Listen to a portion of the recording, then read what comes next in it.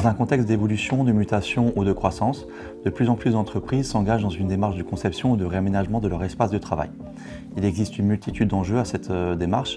On peut parler d'amélioration de la performance, de la productivité des équipes.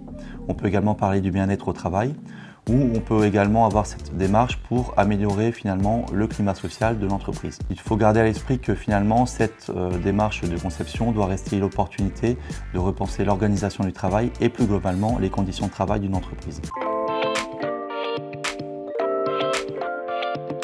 La conduite de projet devra s'articuler autour de 6 grandes étapes. La première étape sera la mise en place d'un comité de pilotage, constitué à la fois des membres de la direction, des salariés eux-mêmes et des instances représentatives du personnel. La deuxième étape sera la définition des objectifs et l'analyse des besoins métiers. La troisième étape sera l'analyse de l'existant, avec les situations de référence à observer. La quatrième étape sera la définition de l'activité future, c'est-à-dire ce que souhaite l'entreprise en termes d'organisation du travail, de locaux, d'espace ou finalement d'outils techniques.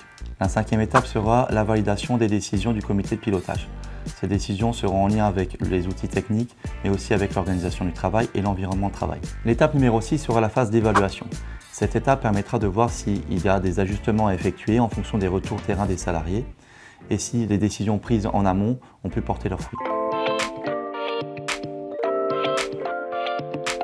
Un projet de conception doit respecter différents critères. Le premier critère sera l'implication et la participation.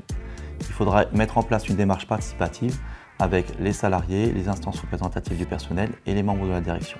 Cette construction sociale doit faire l'objet du débat centré sur le travail réel. Le deuxième critère sera la compréhension de l'activité.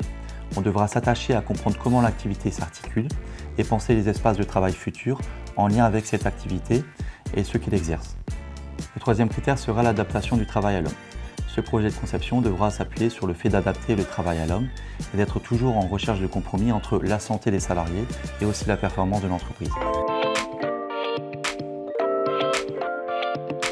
Quelle que soit votre demande et votre projet, que ce soit un projet d'extension, de fusion, de création d'un local de travail, vous pouvez relayer une demande auprès de votre médecin du travail qui se rapprochera du service prévention et un ergonome du service reprendra contact avec l'entreprise pour vous accompagner au mieux dans votre demande.